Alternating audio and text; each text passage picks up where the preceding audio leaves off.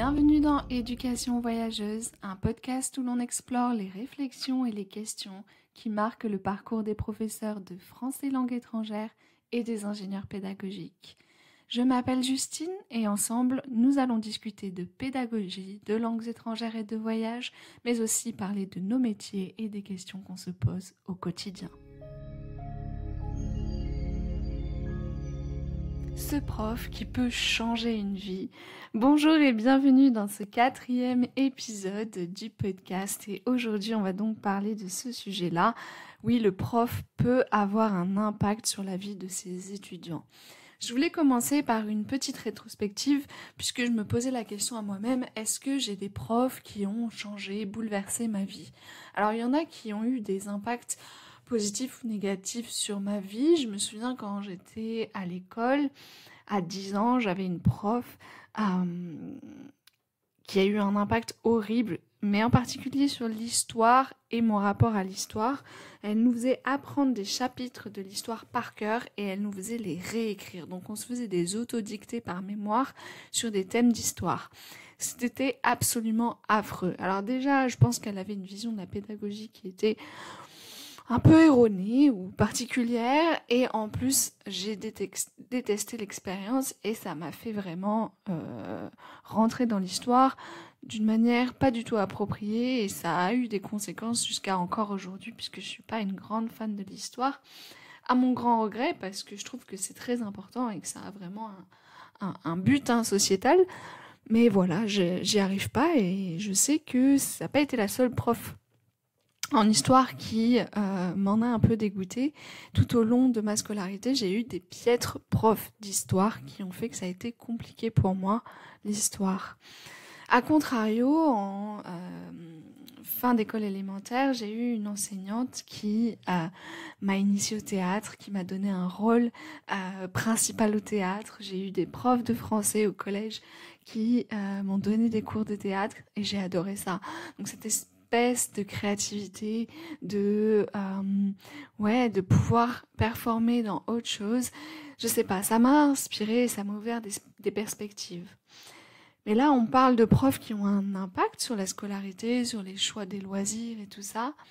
Mais quand je regarde en arrière, je vois qu'il y a vraiment des profs qui ont eu un impact décisif sur ma vie.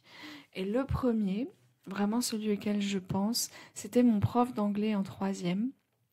Parce que moi, il faut savoir que ma LV1, c'est l'anglais, mais que la première langue étrangère à laquelle j'ai été confrontée, ça a été l'espagnol, puisque c'est la langue du côté de ma famille paternelle. Et que, voilà, moi, j'allais en vacances en Espagne et j'étais confrontée à cette langue. Et du coup, quand j'ai appris l'anglais, j'avais un accent espagnol en anglais. Ce qui a été le sujet de beaucoup de remarques pendant tout mon collège, qui a même été le sujet de moquerie de certains de mes profs pas très empathiques, où on me disait « Ah ouais, toi tu parles anglais comme une vache espagnole ». Sujet très intéressant, je pense, pour les didacticiens en langue, et même ceux qui étudient, les chercheurs qui étudient l'acquisition de plusieurs langues. Franchement, je pense que c'est un sujet pour eux.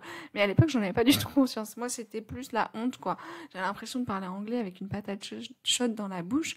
Et c'était pas très drôle parce que, en plus, j'étais passionnée d'anglais. Moi, j'adore l'anglais depuis since I was a kid. Donc, vraiment, c'était un peu difficile à accepter. Et ce prof d'anglais-là, alors, il ne m'a pas berné, il m'a pas dit « t'as un super accent et ça va être easy for you ». Non, il m'a dit « oui, en effet, je pense que l'accent, c'est vraiment quelque chose que tu devras travailler. Et ça va pas être facile, mais franchement, t'es doué.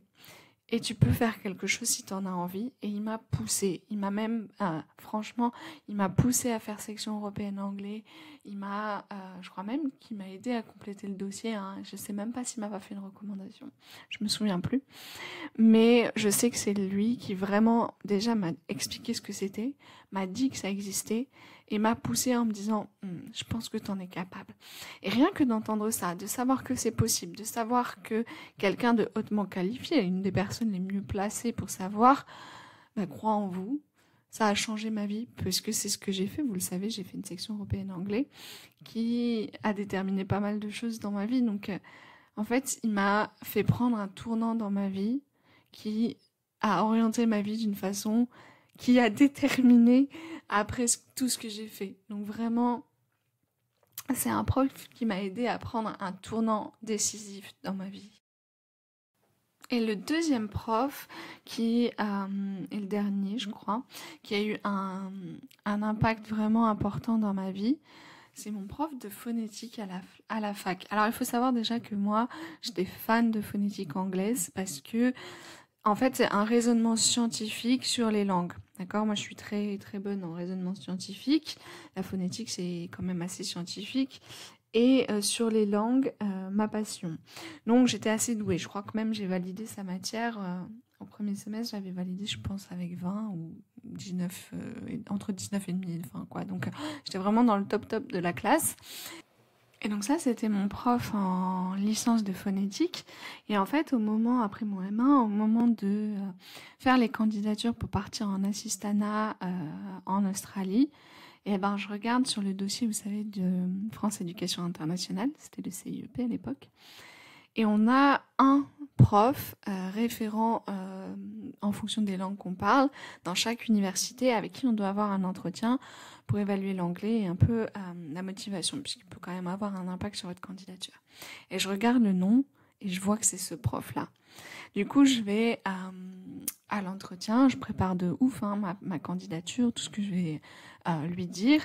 Donc on parle anglais. Bon, déjà j'arrive, on parle anglais. Il me dit, bon, je connais ton niveau d'anglais, donc il n'y aura pas trop de soucis sur ça. Et il me dit après, vas-y, explique-moi. Explique-moi pourquoi tu veux aller en Australie, quel est ton projet, quel est ton parcours. Parce qu'en fait, il fait un peu un bilan sur la langue, il n'y a pas de souci, mais je crois qu'il pouvait mettre des annotations ou des trucs sur la candidature. Et il me dit, et donc je lui raconte tout, comme je vous l'ai dit dans les épisodes précédents, toute mon histoire, tout mon rêve, tout mon projet. En plus, je travaillais en parallèle, je travaillais en banque. Enfin voilà, je chômais pas, quoi. J'avais des bonnes notes. Et je me souviens qu'à la fin de cet entretien, il me dit waouh, je savais que tu étais une bonne élève, mais vraiment, c'est quelque chose que tu m'épates et t'inquiète, je pense que ça ressortira sur ton dossier. Et lui, je sais après qu'il m'a fait une lettre de recommandation à laquelle j'ai eu droit. Franchement, elle fait presque pleurer cette lettre de candidature, tellement elle est belle. Et tellement quand on se donne, je vous ai dit, moi l'Australie, ça avait été 7 ans de ma vie. Je chômais pas, je travaillais beaucoup, je travaillais en plus pour financer mes études. Ouais, je pense que c'est en partie grâce à lui que j'ai été prise en Australie et que j'ai réalisé mon rêve. Et franchement, c'est hyper important l'impact qu'il a eu à ce moment-là de ma vie. Il a eu un pouvoir de décision. Il n'était pas le seul à décider, mais il a eu un pouvoir, une action qu'il pouvait réaliser dessus, qui a aussi été décisive sur ma vie. Et en fait, quand je regarde en arrière et que je me pose la question, est-ce que nous, en tant qu'enseignants, on peut avoir un impact sur la vie de nos apprenants ?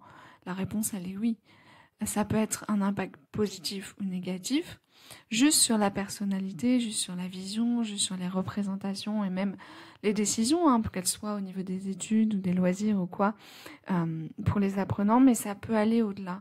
On peut vraiment avoir un impact sur le tournant que va prendre la vie d'un élève, la décision qu'il va faire, le pouvoir qu'on a sur toute sa vie au final, quand on doit mettre des notes, des appréciations, décider de valider ou non quelque chose, ça a un impact à long terme au final et sur toute sa vie.